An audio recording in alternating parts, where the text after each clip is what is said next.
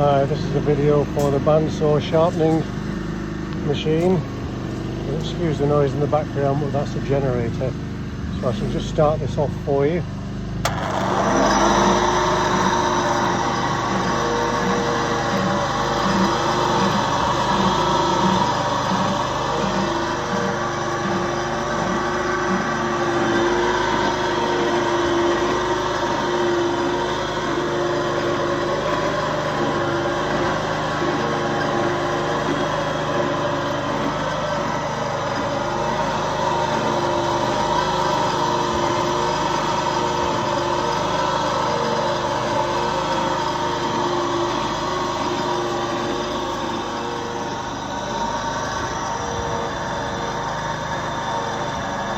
You can see it's working fine.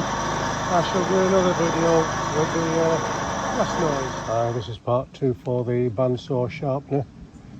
I'll just go through all the labels and badges because this has obviously got something of an interesting history. So it's from Wadkin, but there's also a badge here for Douglas. They were the supplier, I believe. And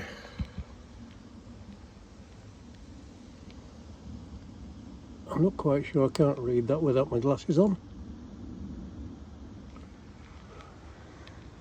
And then there's a further one here.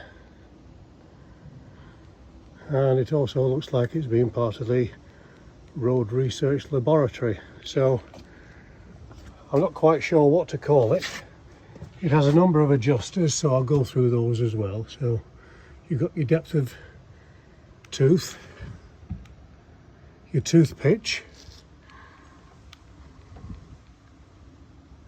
and that's the abrasive action tooth face. And at the front, the top one is the abrasive action for more or less, and then the tooth ground flat. So looking inside, it's all clean in there, relatively, for a very old machine. There are obviously some gauges there. There's one further down at the bottom to be able to measure the length and depth of cuts. I shall take this off. When I got this machine there was no guard on it, and I think that was for a reason, because when you're setting this up you want to be able to move the bandsaw blade slowly, so you wouldn't be able to do that with the machine going, so you could hand feed this.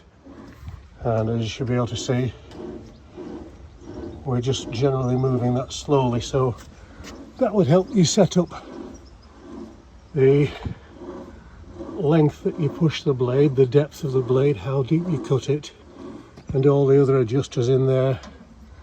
I shall just undo this here. So I would also imagine that with this here, I'll just go and get one, you'll be able to sharpen saw blades. You'll excuse this is extremely old, but circular saw blades you would be able to sharpen in there as well.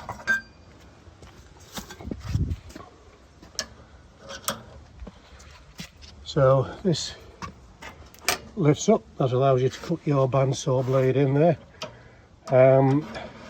This would stop the bandsaw blade from travelling that way, so it's a backstop for the cutter here. So I'm fairly sure this all works fine. That's adjustable there with the height.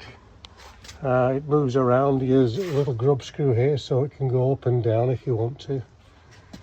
And all in all, yes, it's an old machine, but I would imagine it's got an awful lot more life left in it than I have. So it's going to be up for sale. If you're interested, please make contact. Thank you very much for taking the time to watch.